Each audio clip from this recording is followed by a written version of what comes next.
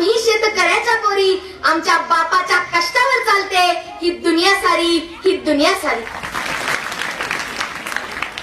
नमस्कार. प्रथम ताजीने मला जन्म दिला अशी माझी माय, अंजीच्या पावन स्पर्शाने मी धन्य झाले अशी माझी जन्मभूमी भारत माता, या दोघींना मी प्रथमता वंदन करते. आणि शेतकऱ्यांच्या हितासाठी, शेतकऱ्यांच्या शेतीसाठी, शेतकऱ्यांना त्यांचे न्याय आणि हक्क मिळवून देणाऱ्या सर्व महान मानवांच्या महान कार्याला मी अभिवादन करते व स्वामी विवेकानंद यांच्या प्रतिमेला व कार्याला मी वंदन करते. संदीप मुंडे, हुतात्मा पापासिंह माध्यमिक विद्यालय धारूर येथून आलेली आहे व माझ्या भाषणाचा विषय आहे शेतकरी आत्महत्या. तरी आपण सर्वांनी शांतता राखावी.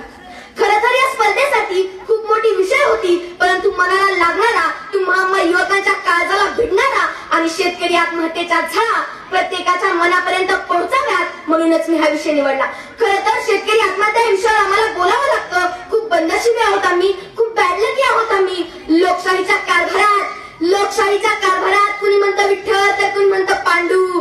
अरे लोकशाहीच्या कारभारात कुणी म्हणतं विठ्ठल तर कुणी म्हणतं पांडू. अरे या मंत्र्या पुढाऱ्यांनो, तुमच्या समोर मी माझ्या शेतकरी बापाच्या समस्या किती वेळा मांडू.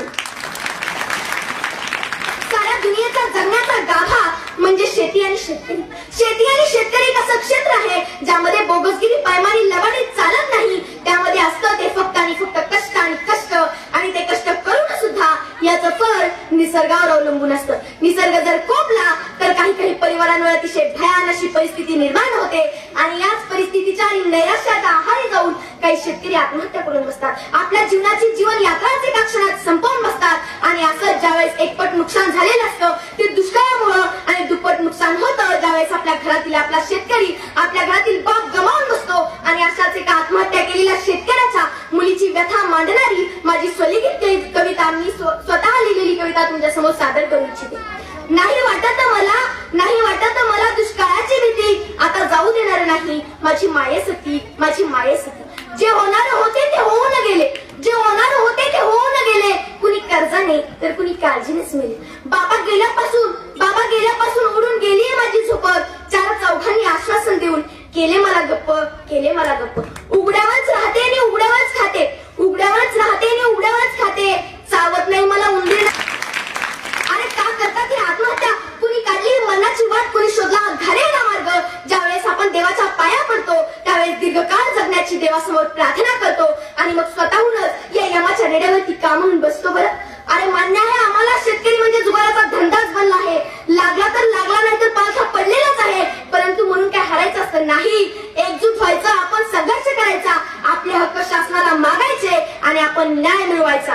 अरे मी एक उदाहरण सांगू इच्छिते. शेतकऱ्यांना सरकार आत्महत्या केलेल्या कर्जबाजारी शेतकऱ्यांना सरकार काही मदत देतो, 1-2 लाख रुपये भेटतात. असं ज्यावेळेस एका कर्जबाजारी शेतकऱ्याला कळतं तिथं दुष्काळ पडलेला असतो, त्याच्या मनात असा विचार येतो आपली मुलगी लग्नाला झालेली, आपण जर आत्महत्या केली, आपण कर्जबाजारी आहोत, तर आपल्या जाण्यानंतर आपल्या घरच्यांना काही 1-2 लाख रुपये भेटतील आणि त्यात आपल्या मुलीचं लग्न होऊन जाईल. पुढच्या क्षणाचाही विचार न करता तो शेतकरी आपल्या विष पेतो, औषध पेतो आणि आपल्या जीवनाची जीवन यात्रा संपवून बसतो. दुसऱ्या दिवशी ज्यावेळेस गावातील पुढारी पंचनाम्यासाठी येतात त्यावेळेस गावातील सरपंच म्हणतो अरे पोरीचं काहीतरी लफडं असेल म्हणून बापाला सहन नाही झालं, त्यानं आत्महत्या केली. अरे इज्जतही गेली, पैसाही गेला आणि निगड्या छातीचा, वाघासारखा धिप्पाड शरीराचा, पोलादी शरीराचा बाप देखील एका क्षणात गमावला गेला. मला माझ्या मायबापांना एवढं सांगायचंय की सरकार आपल्याला पैसे देतं म्हणून तुम्ही आत्महत्या करू नका. अरे आमच्या पूर्वीच्या महाराष्ट्रात सुद्धा दुष्काळ पडत होता, त्यावेळेस देखील शिवाजी महाराजांनी शेतकऱ्यांना, आत्महत्या केलेल्या शेतकऱ्यांना काही ना काही मदत दिली आणि तशीच मदत, फुलाची पाकळी प्रत्येक सरकारही देताना कुणी कमी तर कुणी जास्त मदत देतं. प्रत्येक सरकार प्रत्येकाला मदत देतं आणि आपण शासनाच्या नावानं ओरडतो. आणि दुष्काळ काय शासनानं पाडलाय का? दुष्काळ पाडणारे तुम्ही आम्हीच, झाडे लावणारे तुम्ही आम्हीच, झाडे कापणारे तुम्ही आम्हीच. पाणी फाउंडेशनच्या कामाला चला म्हणलं तर युवक ह्या टपरीवर त्या टपरीवर कुणी करायचं ते श्रमदान म्हणून पिचकाऱ्या मारी फिरतात आणि आता आम्हाला काय भेटलं म्हणून शासनाच्या नावानं बोंबा मारतात. अरे शासनाच्या नावानं बोंबा मारू नका, मागायचंच सरकारला तर काय मागा. होय सरकार, आता मी बोलते. सरकार तुम्ही ऐका, जर तुम्हाला आमच्या बापाची आत्महत्या रोखायचीच असेल, आमच्या बापाचा मूळ सकटचा प्रश्न, त्यांचा संकट मिटवायचं असेल तर एकच काम करा.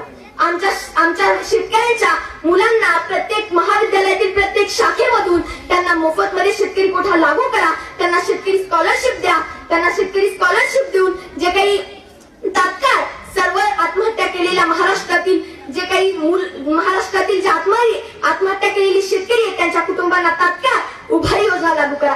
मला सर्वांना एक सांगू इच्छिते मी सर्वांना की ज्यावेळेस पण मी 18 वर्षाची होईल आणि माझ्या हातात जर राज्यकारभार आला तर त्यावेळेस मी एक करेन, जे काही भारतातले आपले शेतकरी आहेत एकाही शेतकऱ्याची मी आत्महत्या होऊ देणार नाही असा मी तुम्हाला शब्द देते. अंधारल्या क्षणांची उसवून स्वप्नवीन दुर्लक्षिल्या जनांचा इतिहास मी लिहिन. गरतेत गाडलेले उकरून स्वप्नवीन जोडून या भुजांना जनपर्व मी लिहिन. आणि मी काय देवेंद्र फडणवीस नाही, मी पुन्हा येईन म्हणून न यायला, पण मी तुम्हाला एवढं सांगू इच्छिते की मी पुन्हा येईन माझे आश्वासन खरं करायला. मी पुन्हा येईन आणि मला सर्वांना सांगायचं आपण युवक एवढंच करू शकतो. जे काही आपण युवक आहेत सध्याचे ते आपल्या घरच्यांना घरी गेल्यानंतर सर्वांनी आपल्या बापाला जवळ घेऊन एवढाच म्हणा की कितीही बिकट परिस्थिती आली, कितीही वाईट परिस्थिती आली तरी आपण एकमेकांची साथ सोडणार नाही आणि आपण त्या परिस्थितीवर मात करू. त्या परिस्थितीला दोन हात करून आपण संघर्षानं त्या परिस्थितीवर मात करू. जाता जाता माझी एक स्वलिखित कविता तुमच्या समोर सादर करते. माझी स्वतः लिहिलेली कविता सादर करते. कुण ब्याचं जगा आगळं वेगळं वाटेच्या कडेला जसं लोळत पांगळ. कुण ब्याचं बाई घर सदा आवर किती लिपल छापलं तरी फाटकीच चादर. कुण ब्याची बाई लेक सदा रडती पडती हुंड्यासाठी रोज नवा निरोप धाडी. कुण ब्याचं बाई पोरं साळा मधीलही हुशार सावकाराच्या पैक्या पायी बाबू सांभाळीतो शेराडर. कुण ब्याची बाई नारी काय सांगू तिची दैना सुकल्या झाडावर लागूसाठी जशी हिंडती मैना. असा कुणब्याचा संसार दुनिया बघती वाकून आणि शेतकऱ्याच्या पोरी पदर घेतात झाकून. आणि मी जे काही बोलले ते फक्त स्पर्धेपुरता विषय मर्यादित नसून अगदी माझ्या काळजापासून बोलते, माझ्या बेंबीच्या देठापासून बोलते. फक्त हा स्पर्धेपुरता विषय म्हणून बोलत नसून यावर आपण उपाययोजना देखील करणं गरजेचं आहे. जाता जाता एवढंच म्हणते, शेतकरी जगला तरच हा देश जगेल. जय जवान जय किसान. क्रमांक 46 प्राथमिक विभाग